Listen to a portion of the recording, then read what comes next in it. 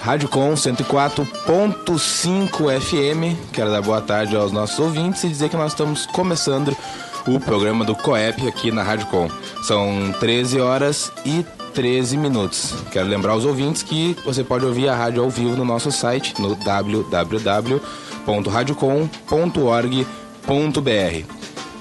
No dia de hoje a gente vai começar, vamos fazer um papo, temos bastantes convidados aqui na mesa, vamos fazer um papo bem misturado, interativo, e vamos misturar hoje esporte, cultura, modos diferentes de ver, que a gente está aqui com a Laura Trápaga, ela que é atleta, é isso mesmo? Boa tarde. É isso aí, jogadora de pádel, pelotense. Boa tarde aos ouvintes, que o programa seja de uma troca aí muito legal de ideias aqui com as gurias. E quero apresentar a Suelen Cortez, tudo bem, Suelen? Tudo bem, boa tarde, ouvintes. Já é residente da Rádio Com, né? Novamente. Já tava com saudade da rádio, faz um bom tempo que eu não vim aqui, né? E a Cássia, tudo bem, Cássia? Tudo bem. Tu também já viesse, uma vez já viesse, eu acho que eu lembro de ti uma vez aqui. Não, então não era tu. Muito bem. Bom, as gurias, elas são do Arte Cidade Criativa, gurias. Vocês vão explicar bastante pra nós o que é essa iniciativa de vocês. Vamos conversar bem sobre isso. E acho que vocês podiam começar esse nosso papo dizendo que ideia é essa? O que é uma Arte Cidade Criativa?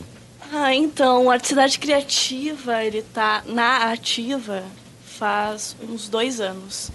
E a gente surgiu com a ideia de pensar a cidade, especificamente Pelotas, né, que é onde a gente está vivendo agora. Somos um grupo que começou com alunos de relações internacionais, pensando que agir localmente é agir globalmente. E aí a gente trouxe a arte e a cultura como um viés, assim, para repensar essa questão da cidade, o que é uma cidade mais criativa, né? Além de pensar o que é uma cidade mais criativa, proporcionar espaços mais criativos na cidade, para que todo mundo consiga pensar junto.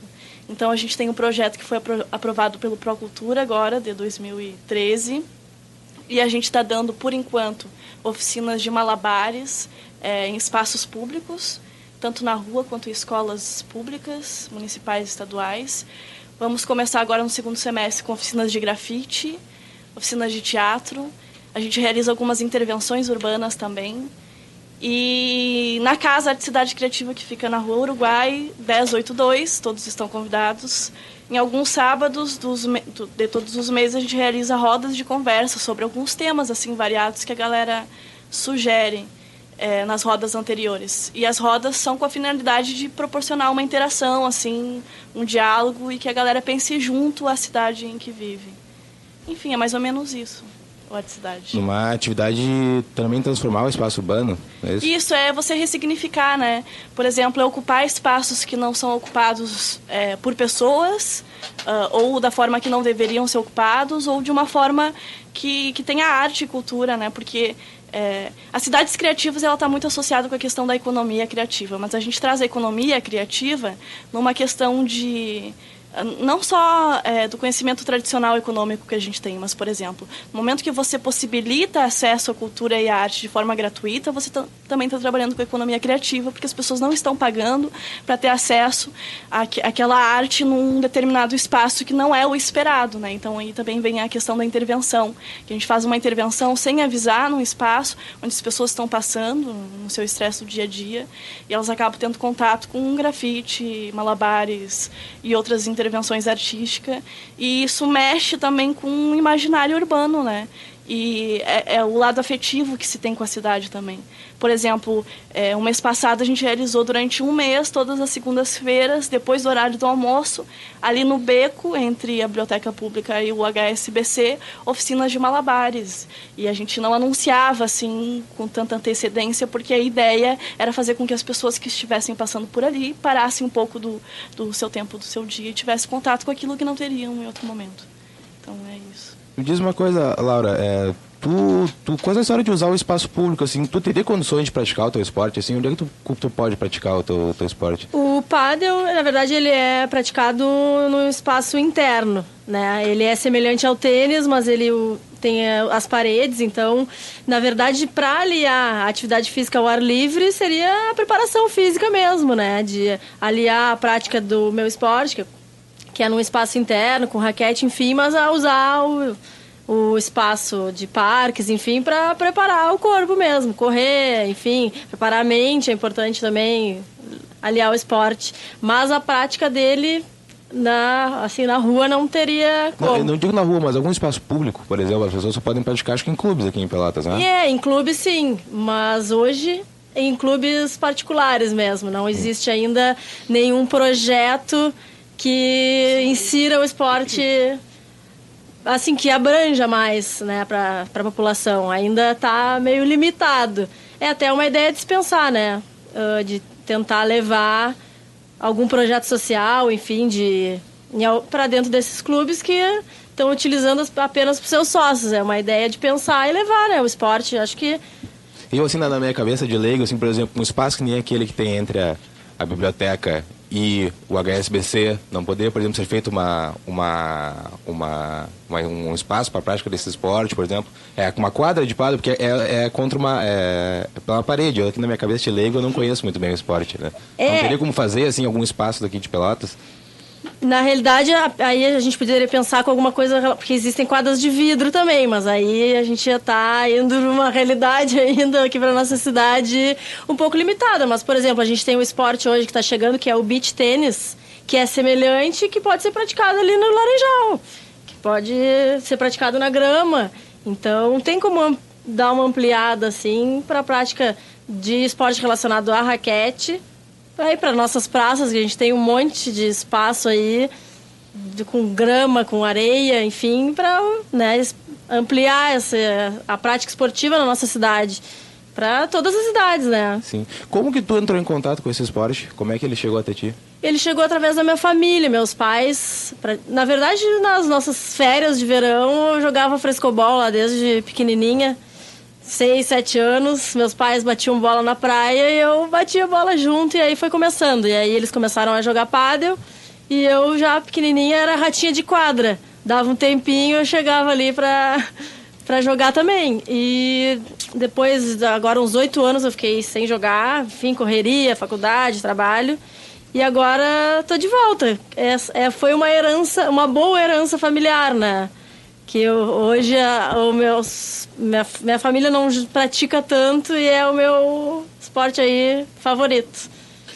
Laura, boa tarde, gurias. Boa tarde. Sejam bem-vindas aqui. A Laura não sabe, mas o pádel começou aqui em quadra aberta, né? Lembra? Não sabe disso? Eu lembro, eu jogava ali, no campestre também, que tinha quadra aberta. Quadra aberta, era bastante difícil por causa do vento e tal, né? Mas começou ali com o filho do Roberto Ferreira. No Pádel 7. E aquele pessoal ali. E já tiveram vários projetos aqui em Pelotas com relação a iniciativas de inserção de crianças, tal. Hoje tem alguma coisa nesse sentido, assim como tem no tênis lá com o pessoal da Ecosul, tem algum trabalho sendo feito nesse sentido? Tem sim, tem o Norton, que é um jaguarense, que faz um projeto muito legal, que ele pega os alunos das APAES e ele está aí viajando o estado todo, tentando que os clubes coloquem esse projeto, né? Já chegou até Curitiba, fora do estado também, que insere essas crianças com limitações dentro do esporte, né? E tem sido muito legal, a gente acompanha pelo Facebook, que ele é um cara que está bem engajado nessa causa. A evolução, assim, dessas crianças, né, a alegria de colocar elas no esporte, a troca, enfim, o Norton, esse colega aí, atleta, mas também que leva essa causa aí com as crianças da PAI, que é muito legal. Isso é feito aqui? Aqui em Pelotas é uma das cidades que aderiu ao projeto. Tem um clube aqui, o Top 10, que está com esse projeto com as crianças aí da PAI jogando pádel. É, muito legal. Diz uma coisa, Suca. Já que a gente está falando de trazer as pessoas, né? Eu te chamo pelo apelido, já te conheço, né? Tudo bem.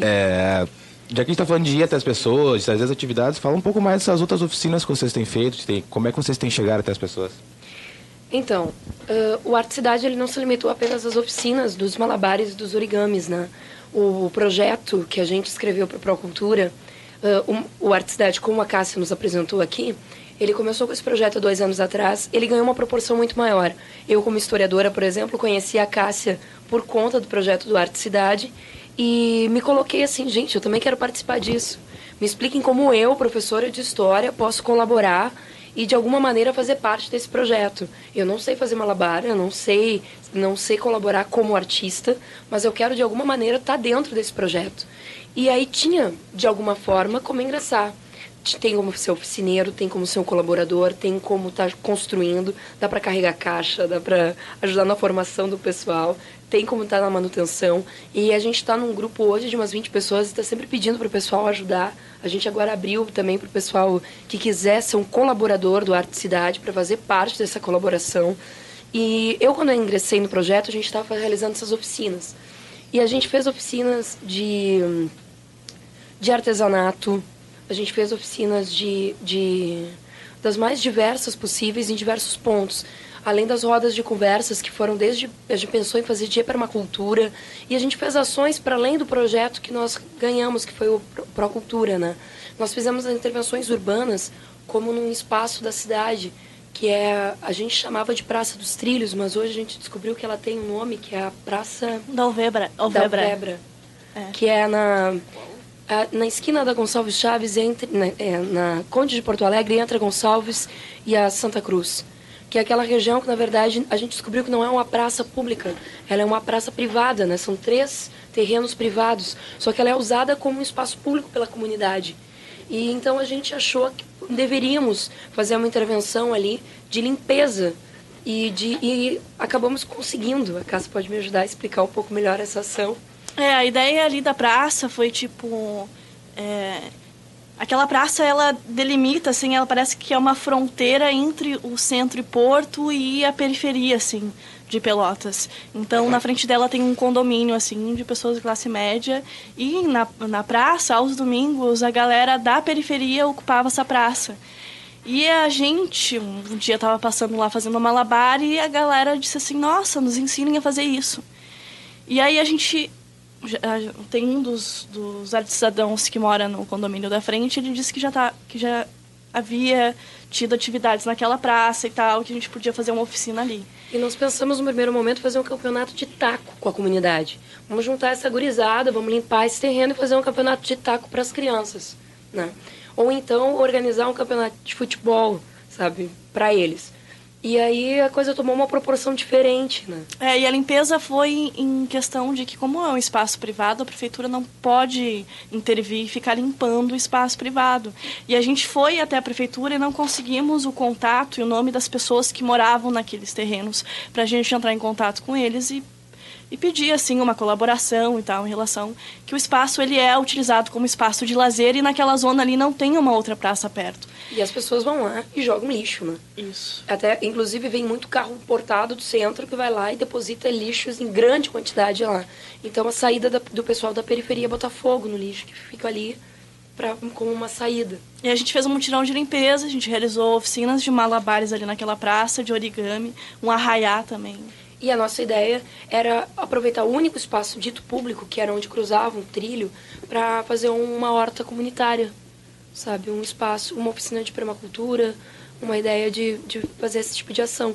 Então, para além do espaço, da ideia das oficinas que a gente realiza dentro do projeto já previsto, a gente está realizando praticamente semanalmente diversas atividades, né?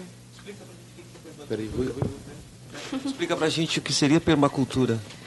Então, eu não sei explicar muito assim o que é a questão da permacultura, né? Mas eles trabalham essencialmente com a questão de que você pode produzir tanto a sua subsistência, né? É uma cultura de você produzir aquilo que você precisa para viver, né? Então, a gente tem amigos que trabalham especificamente com isso. E que se ofereceram para realizar essas oficinas então, para a comunidade. A gente tem muitos oficineiros que fazem isso, que não somos nós os oficineiros, mas o pessoal que colabora. Então, olha, eu gostaria de dar uma oficina de alguma coisa. Então, a gente vai lá e abre esse espaço. De malabarista, assim, eu e o Guilherme somos os malabaristas do Arte Cidade. Aí tem a Camila Cook, que é da Musa Híbrida, tem a Bruna Fortes e a Adriana Yamamoto, que são do cinema. E o Igor, que é do teatro, a Suca, que é da história, e o Stefano e o House, que são de relações internacionais. Então, quando o Arte Cidade começou, a gente não estava envolvido tanto assim diretamente com a cultura e com a arte. A gente falava sobre cidades criativas, a gente falava sobre economia criativa, através de oficinas, assim, debates sobre o tema. E a gente estava se sentindo totalmente desmotivado de falar sobre alguma coisa que a gente não fazia. Né? Então, quando surgiu o edital do Procultura, era um edital para artista. E eu, como malabarista, eu nunca me considerei uma artista. Eu só fazia malabar na rua. Só que eu comecei a repensar aquilo que eu fazia também. E aí eu vi que dava para associar uma coisa a outra, porque afinal eu faço malabar na rua, né? Então é o meu espaço de treinamento. Então a gente associou esse tema de pensar a cidade como o agir localmente, né? Que é agir globalmente, e trazer as oficinas como uma atividade lúdica para pensar a questão da criatividade. Então foi uma curiosidade minha, né? Eu como motorista sempre, né? Tem uma visão de quem está fazendo malabares ali na frente, né, ali tentando ganhar sua grana. Como é que é a visão de vocês? Como é que vocês percebem as pessoas quando elas vêm vindo? No olhar, vocês se identificam? Como é que vocês percebem essa relação? Então, no momento em que eu não me considerava uma artista malabarista, a relação que eu tinha com o meu instrumento de malabares era muito eu e ele, assim. Então, por mais que eu fizesse no espaço urbano, eu desconsiderava a relação que as outras pessoas tinham com aquilo que eu estava fazendo. Quando eu mudei o meu olhar sobre o instrumento de trabalho, que além de ser um instrumento de arte, é um instrumento de trabalho, de lazer também, porque para mim era uma questão mais terapêutica, de eu passar o tempo, vou no mercado, não estou fazendo nada, vou fazendo malabares. E agora não, agora é uma questão de trabalho, é uma questão de arte. Então a relação que as pessoas têm com o malabar, eu consegui mudar a minha relação com ele a partir da relação que as pessoas têm com ele. Que é uma relação muito simpática, assim, muito aberta. Né? Porque eu não sei, parece que tem um olhar nada elitizado sobre esse instrumento de malabares, até pelo histórico que essa arte circense tem, né? Então, por exemplo, quando a gente vai fazer oficinas de malabares e começa com as oficinas de malabares nas escolas, ao invés das oficinas de origami ou de teatro, a recepção que a gente tem das crianças é uma recepção que eu não tive quando eu fiz letras, por exemplo, e ia ensinar português na escola. Porque as pessoas já têm um outro olhar sobre aquilo. E é um olhar, assim, que me faz gostar mais de ser malabarista do que, provavelmente, uma futura internacionalista. Quero só dar um oi para nossa companheira, Diná Lessa, que chegou agora. Tudo bem, Diná? Boa tarde, Pedro. Boa tarde aqui a Suelen, Cássia e Laura. Boa Parabéns tarde. pelo trabalho, meninas. Muito, muito legal. Boa tarde, Rui.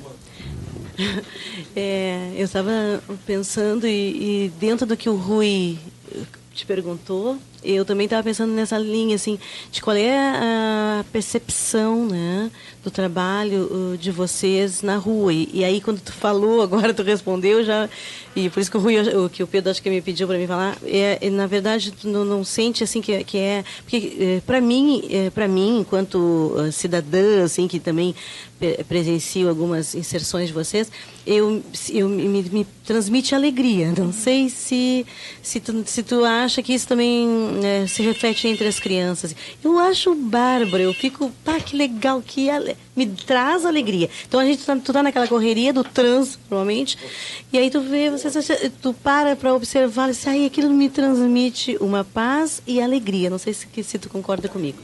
Então, depende, assim, a relação da criança com o malabar e do adulto, né? Do adulto varia entre a alegria e o preconceito, né? E da criança é sempre uma visão alegre, assim, de, nossa, que legal, eu quero aprender.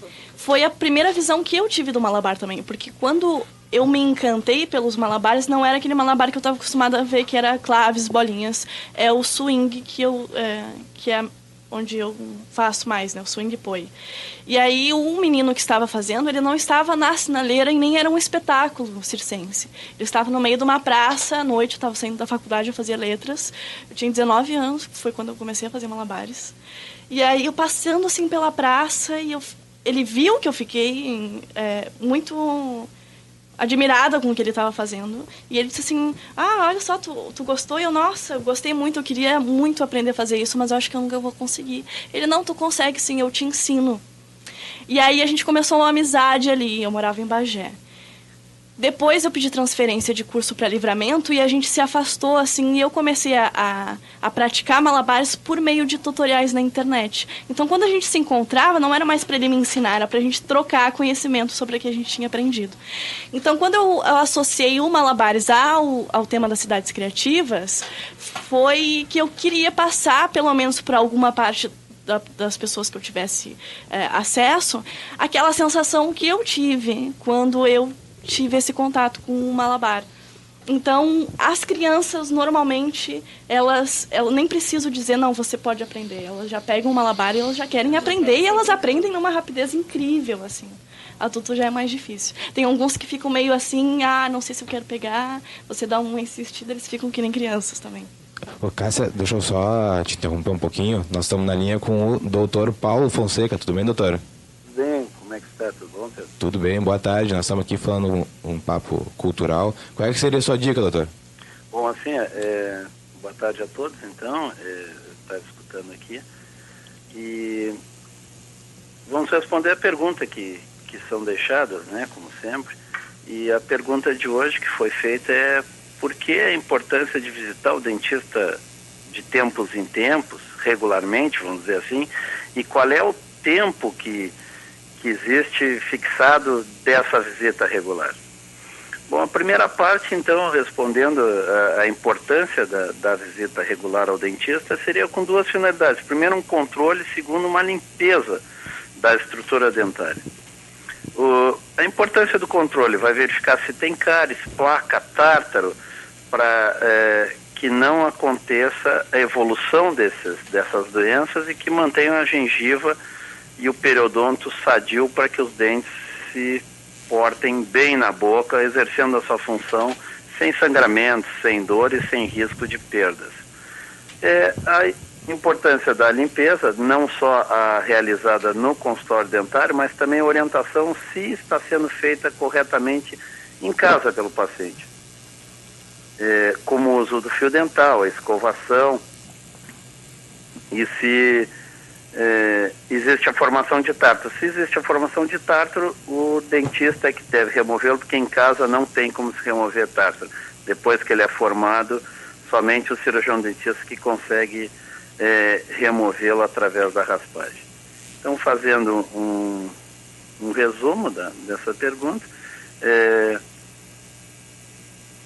a importância que tem é não deixar formar cárie, placas, tártaro, que vão prevenir, no caso, vão agredir nossos dentes e a estrutura mantenedora deles na boca. E se houver a formação dessas doenças, desses cálculos, serem removidos para que parem de causar injúrias. Quanto à segunda parte da pergunta, qual o período aconselhado de visita regular ao dentista? Cada paciente tem o seu período pré-determinado, não existe uma regra geral. Tanto é que há um tempo atrás existia uma propaganda: visite seu dentista semestralmente. Agora não, visite seu dentista regularmente. Isso quem vai definir essa regularidade é o próprio cirurgião dentista junto com os pacientes, acompanhando individualmente a história de cada um. Então essa seria a dica: visite seu dentista regularmente, para que não aconteça de formar tártaro, placas e o surgimento da cárie e doenças que abalem a estrutura dentária. Paulo? Sim. Eu queria... Rui, tudo bom? Boa tarde, Rui. Um abração, meu irmão. Seguinte, aproveitar aqui que nós temos. O Paulo é jogador de pádel, né? Regularmente tem seu desempenho nas quadras aí da cidade. Queria aproveitar, tu não quer aproveitar? Nós estamos com a presença da Laura, uma jogadora de pádel, né? Sim. Qual é a categoria que tu joga, Laura? Eu jogo na primeira categoria feminina. Então ela é top. Eu diria assim, ela joga. Eu entro em quadra e participo, faço um aquecimento muito bom, exerço uma atividade física regular bastante agradável. É um pouquinho diferente o conceito. Mas eu posso deixar uma pergunta a eles que jogam efetivamente, então? Claro. Claro.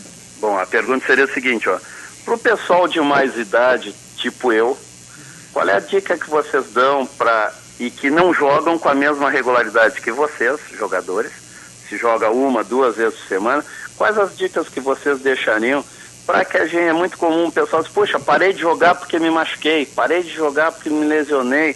Eu, felizmente, fazem alguns anos que eu pratico essa atividade e continuo jogando sem impedimentos por lesão. E espero continuar assim.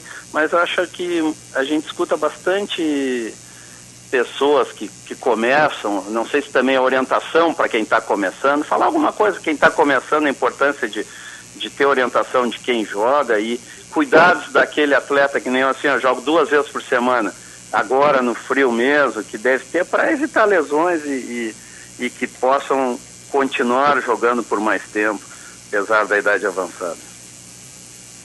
Olha, minha dica é como também além do esporte, né, das competições, enfim, é cuidar do corpo, é fazer o melhor para ele, é se alimentar bem. Claro que o esporte sempre acaba maltratando, no lado bom da palavra, assim, o corpo, né? Então é aliar a prática do pádel, do futebol, enfim, do esporte que for, com alguma musculação, alguma coisa que tenha um reforço, assim, pro corpo aguentar. E se alimentar bem. E eu acho que fazer o esporte com alegria, assim, fazer como que aquilo ali seja uma coisa boa para a mente, uma troca entre os amigos, enfim, usar o esporte como um benefício, assim, para a vida. A gente que corre o dia a dia aí. E ir com calma. O corpo da gente, cada corpo tem o seu limite e que cada um consiga identificar isso e usar o esporte como um benefício aí para a gente viver mais feliz. Acho que é ir com calma, assim, ponderar é o melhor. Tá, ok. E a última parte, assim, já para concluir, aí desligar e vou ouvir no ar a resposta, é o seguinte, isso é um pouquinho polêmico, porque uns dizem sim, outros não. Alongamento antes e depois da prática, só depois? O que vocês acham? Que tem uma controvérsia? Vocês aconselham alongar antes, alongar depois? Uns dizem que o alongamento favorece só depois, só aquece antes. A opinião de vocês, já vou deixar então uma boa tarde, um grande abraço a todos aí. Obrigado, doutor Paulo, um abraço. Outro, tchau, tchau. Um abração. O tema é polêmico, acho que cada um acaba fazendo, né, escolhe, assim. Eu gosto de fazer um bom aquecimento, ainda mais no frio agora, às vezes a gente entra aí pra se exercitar e o dedo tá congelado. Então fazer um bom aquecimento, depois dar uma alongadinha pro corpo não sentir no outro dia, né? Eu acabo fazendo um aquecimento e um alongamento no final, assim, pro músculo não sentir tanto depois da prática, mas como há controvérsias, eu acho que também buscar sempre uma consulta de um orientador físico, que é ele que é quem vai saber, né, teu corpo aí. Com certeza, Laura. Eu só queria complementar, assim, ó, que eu acho que serve para ti, serve para todos nós, né, tanto na parte de arte como na parte física em si, né, que eu acho que quando a gente está fazendo alguma coisa que a gente gosta, né, a coisa fica mais gostosa, né? Geralmente dá menos lesão, tanto psicológica como na parte física.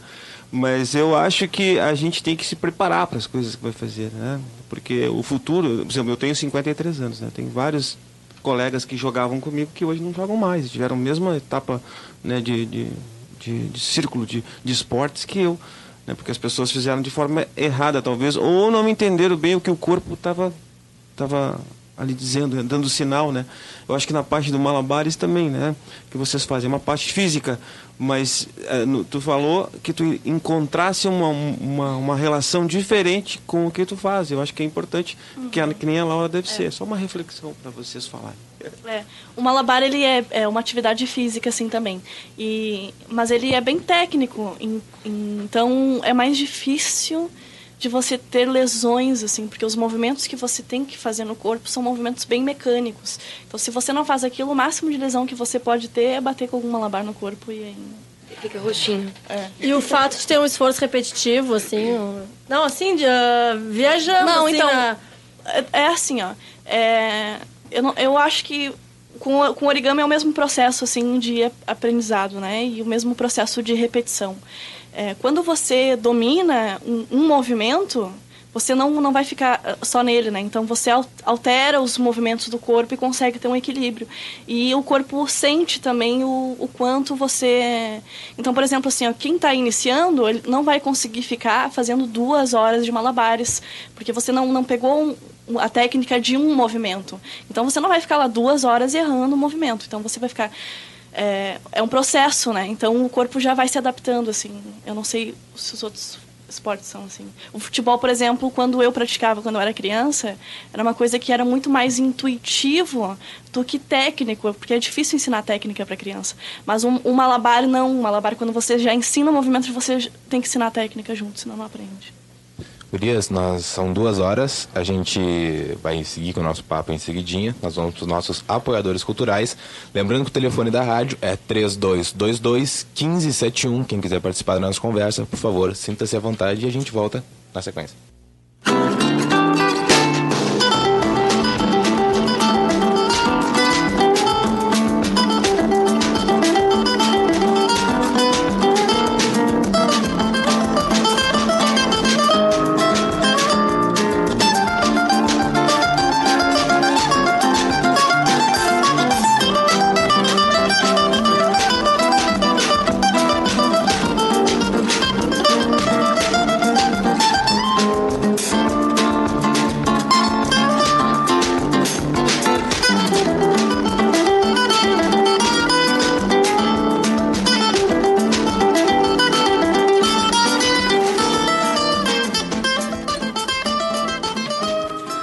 Rádio Com 104.5 FM, agora são 14 horas e 5 minutos.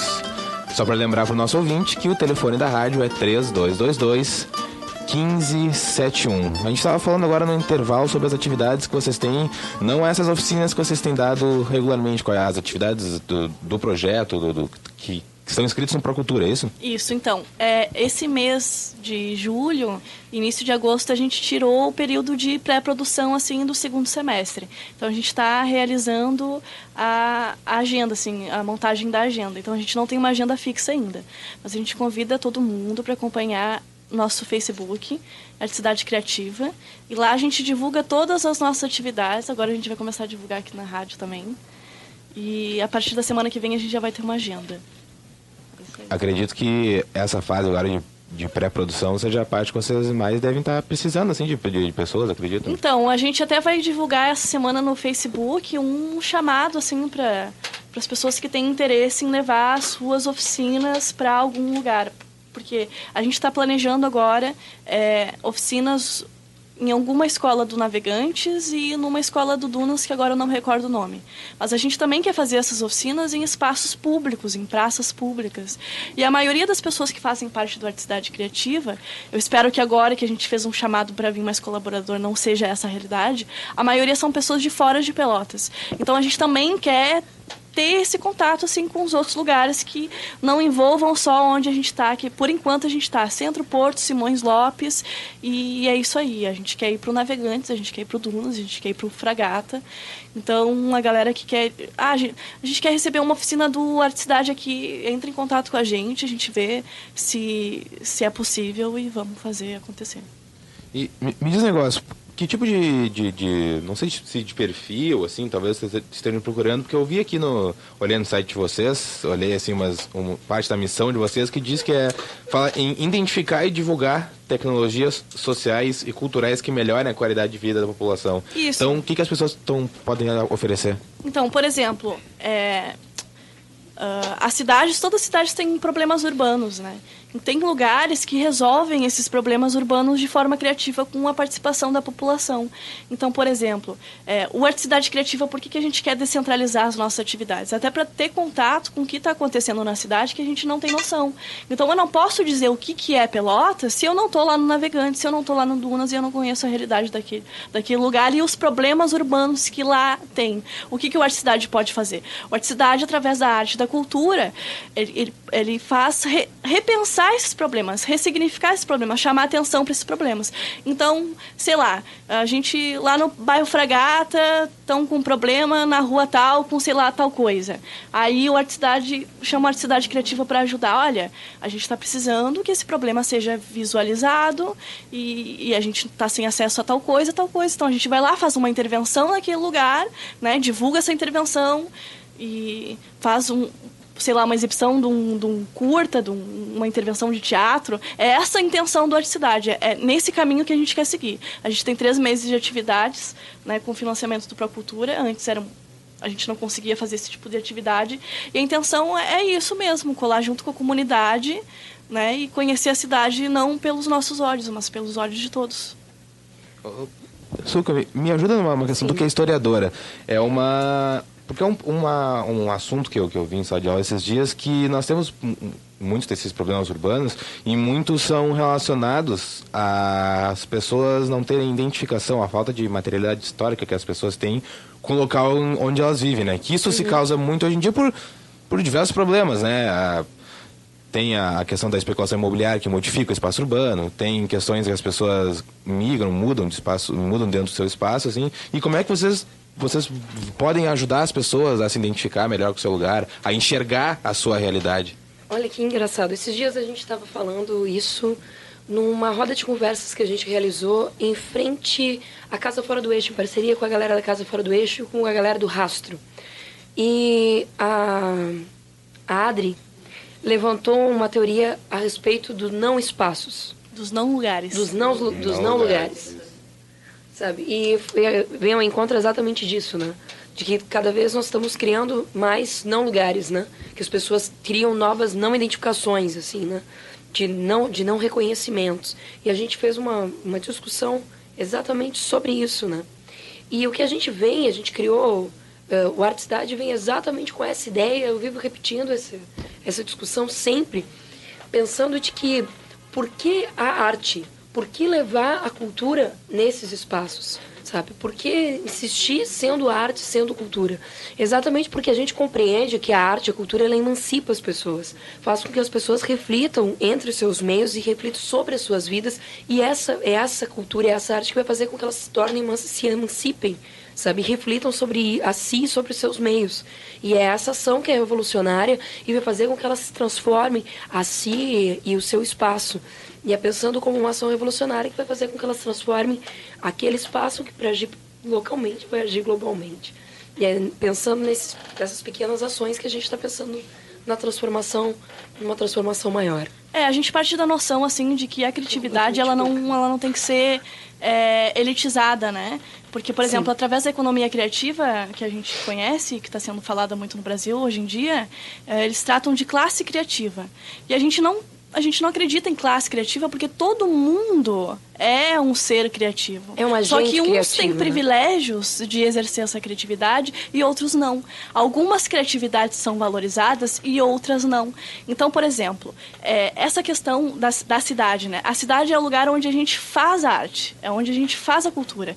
E a gente tem que tirar da cabeça que quem faz isso não somos nós. Não dá para deixar só nas mãos do setor público, nas mãos do setor privado. A cidade é para as pessoas. Descentralizar, e as eu pessoas acho, né? devem pensar a sua cidade. Então, essa questão afetiva... Por exemplo, a gente vê que nas ruas, as ruas têm muito mais espaço para carros do que para as pessoas, do que para as bicicletas. Eu não costumo andar de bicicleta, hoje eu fui andar de bicicleta, andei com medo, porque os carros não respeitam, sabe? E aí nós, pessoas, estamos respeitando carros, né? Nós, pessoas, estamos respeitando especulação imobiliária. E nós não estamos usando os nossos espaços públicos como espaço de encontro, de interação, de diálogo, onde as pessoas podem ter ideias e sonhar junto, e pensar a sua cidade de uma forma participativa, inclusiva e democrática. Fala um pouquinho... Desculpa, você tem alguma coisa? Não, pode falar. Só o que é isso? A pessoa age localmente, age globalmente ao mesmo tempo? O que é o... A gente parte assim, nas relações internacionais, os estados são os principais atores do sistema internacional. Hoje em dia se fala em outros atores, como organizações internacionais, ONGs, etc. As cidades, elas estão começando a entrar nessa lógica do sistema internacional a partir da lógica de organizações internacionais, como tem o Mercocidades hoje em dia. Só que nós, do Arte Cidade, e eu como estudante de relações internacionais, eu vejo a cidade não só como um símbolo de governança do sistema que a gente conhece. A cidade ela é feita por pessoas que não fazem parte desses espaços representativos que têm privilégios nesse sistema hegemônico que existe. Então, se a gente for ver, por exemplo, as cidades agindo no sistema internacional, a partir só da lógica de governo, de setor privado, a gente esquece a sociedade civil. Então, quando a sociedade civil começa a repensar e a mudar o seu fazer local, você muda também a questão global, porque começa pelo local. Não dá para dizer que começa pelo global quando é hegemônico, e quando é hegemônico é problemático, porque silencia as diferenças, e as diferenças não devem ser silenciadas, elas devem andar juntos, né? Porque, no fim, as diferenças são o quê? Né? Fica a pergunta. Só Diná, por favor. Gurias, assim, eu amei essa fala última, filosófica, mas importante. Do pensar a cidade muito além do que os limites, dos limites, né? Que na verdade, pessoas não têm limites. E agora, pensando nessa coisa ampla, né? Que deveria ser realmente... realmente assim que as pessoas deveriam realmente se apropriar, né? Talvez esse termo da questão da cidade, que ela é minha, que essa rua, que aquela praça ela é minha, não é do governo, não é do prefeito, não é da associação, ela é minha. Então eu tenho que fazer a minha parte com aquele cuidado daquela cidade. E pensando, ouvindo vocês, eu lembrei de dividir aqui no rádio que essa semana eu fui visitar um condomínio que foi entregue, um desses condomínios da minha casa, minha vida, que foi entregue assim, eu acho que esse mês passado, para as pessoas, para as famílias. E elas encontram-se assim nesse momento assim muito perdidas, porque elas foram para um espaço que foi construído sem perguntar, ninguém perguntou nada para elas onde elas achavam que deveria ser a praça, o acesso. Então elas estão assim, a sensação de perdidas, assim, a sensação assim de insegurança, de por que eu estou morando aqui, porque realmente eu necessito, eu preciso pagar sem identidade, mas elas não têm identidade. Então eu fiquei assim, imaginando já vocês ali interferindo de alguma forma. Eu já fiquei louca para criar já a associação, eu não moro ali. Quem mora é uma amiga minha massagista que está morando ali. Ela estava saindo de uma reunião de condomínio e ela saiu daquela reunião de condomínio, ela não tinha expressão, né? Imagina como é que foi essa reunião. Imagina quanto o projeto de vocês poderiam estar interferindo nesse processo de apropriação daquele espaço e de elas estarem ali construindo de verdade o local, o lugar. Se sentindo em casa mesmo. Se sentindo em casa. Quanta coisa daria porque tem espaço, vai ter praça, tem praça já, vai ter, tá mais ou menos, tá organizado. Os prédios estão organizados, mas se não se construir junto imediatamente todo um processo de apropriação de lugar, né? De lugar, esse lugar é meu, eu tenho que cuidar dele, e para cuidar dele eu tenho que fazer, né? Eu posso usar a arte para poder também estar contribuindo assim para essa apropriação. O Arte Cidade ele vem como um processo, assim, né? Porque a gente não tem soluções prontas e a gente também não está vindo ajudar os outros, a gente está vindo para se ajudar, né? Porque a gente funciona por meio de conexões. Então, é preciso conectar, assim, é preciso a gente parar de olhar o outro como um inimigo. E acontece muito nesse sistema que a gente vive. Ele faz com que a gente olhe certas categorias como inimizade, assim. E não é isso, entendeu? Não é isso. Todo mundo aqui, eu tenho certeza que quer a mesma coisa, que é ser feliz, entendeu? E se a gente fica seguindo o caminho que é dos outros, a gente nunca vai ser feliz. E a gente tem um caminho em comum, que é o caminho pela paz, digamos assim, né? Pela paz de espírito. Então, eu acho que, por exemplo, o Artecidade, nós estamos com as portas abertas, gostaríamos que todas as portas das casas estivessem abertas, que a rua não fosse um espaço inseguro. Sabemos que se essas conexões acontecerem e as pessoas tomarem consciência de que o poder é seu e essas conexões aconteçam, a gente vai poder conseguir fazer, sim, muita coisa. Porque o mínimo que se deve acontecer nesse mundo é que as pessoas participem dos processos decisórios onde elas estão relacionadas. E essa questão das casas, das construções, mais ainda, né? E os espaços de lazer onde proporcionam cultura e arte, eles não podem ser esquecidos, porque isso deveria ser essencial. Mesma coisa vale pro esporte também, né? Esporte, claro. Porque a pessoa precisa se desenvolver fisicamente, né? A gente Claro. é estimulada a não se desenvolver hoje em dia, né? E eu acho que também o esporte chega para unir as pessoas também, né? Esporte é arte também. Na verdade, a gente tem que usar dele como um benefício pessoal, mas que também a troca social é porque tu consegue unir diversas idades, diversas classes sociais, diversos interesses. Tem gente que compete, tem gente que só faz para se desestressar. E eu acho que a gente tem que usar o nosso dia a dia e as atividades para tentar unir as pessoas, que é bem como tu comentou. A gente às vezes vê o outro como um obstáculo ou até uma coisa que vai atrapalhar e na realidade não é. A gente quer chegar todo mundo lá no bem comum, quer ser feliz. E eu acho que, né, a união faz sempre a força. Sempre. E a era do compartilhamento, né? Então vamos compartilhar conhecimento. É isso aí. Gurias, são 14 horas e 20 minutos, a gente está se encaminhando para as nossas considerações finais. Eu gostaria de saber das gurias agora como é para chegar até vocês. Nós falamos bastante sobre vocês, agora para chegar até vocês, como a gente faz? A gente tem a casa física, que é na Rua Uruguai 1082, o Facebook, Artecidade Criativa, só nos adicionar. Tem o site também, que a gente está em manutenção, e a gente está até precisando de colaboradores para nos ajudar nisso, que é artecidadecriativa.com. E nos encontrem por aí pela rua fazendo malabares, que com certeza estaremos. E quem quiser colaborar com a Artecidade Criativa, por favor, sinta-se à vontade. A gente está sempre aceitando. Quem quiser ajudar com oficinas, com ideias, são sempre bem-vindos. A gente está sempre realizando rodas de conversa quase todos os sábados. Mas entre em contato com a gente através do Facebook. A gente está sempre recebendo boas ideias e pessoas dispostas a colaborar com o projeto. E tem o canal do YouTube também, Artecidade Criativa, que a gente coloca lá vídeos de algumas intervenções e os tutoriais online, que a gente faz tutoriais de swing poi e origami. Os tutoriais de swing poi com o cenário da cidade, assim, para fazer essa ligação com Pelotas.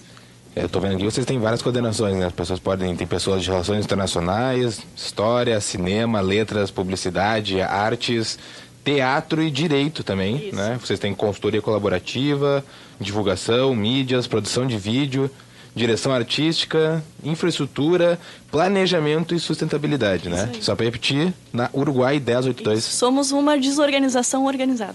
Tá certo. Uruguai 1082. Laura, muito obrigado por ter vindo aqui. Quer dar o teu recado, por favor? Quero agradecer o espaço, né? Falar da nossa cidade, falar de cultura, falar de esporte é sempre bom. Às vezes a gente precisa parar um pouco, né? A nossa correria aí para refletir sobre algumas coisas e convidar os ouvintes que já conhecem o pádel ou quem tá afim de fazer um esporte diferente. O pádel é uma oportunidade aí legal, é um esporte que já começa com 4 pessoas, então já proporciona aí uma troca legal. E o corpo, né, acima de tudo. Quem tiver interesse pelo Face, dá para acessar lá a página Billy Knorr Padel e também pelo celular do Eduardo Knorr, que eu vim representando ele hoje. Eu acho que a gente nem acabou, a conversa estava tão boa que nem se falou. Eu vim representando ele que é o cara aí que toca o Padel em Pelotas, no 8134-0521. Repete, por favor. 8134-0521. Quem quiser aí praticar um esporte diferente, trocar uma ideia, bater uma bola e exercitar o corpo, é uma dica aí que fica. Muito obrigada pelo espaço. Dinato, queres dar mais um recado, né? Não, saída, tchau, gente. Beijo, tchau. Não, quero agradecer as meninas aí, obrigada pela participação. Utilizem sempre que puderem esse espaço da Rede Nacional de Mobilização Social, que é o COEP, que é uma rede que eu acho que os guris devem ter falado no início, que é uma rede nacional, que é uma rede de mobilização, e esse espaço é para divulgar projetos sociais, exatamente o que vocês estão aqui encabeçando de forma muito bonita. Vocês realmente estão de parabéns, e conte com a gente sempre que vocês acharem que a gente pode estar contribuindo. Obrigada.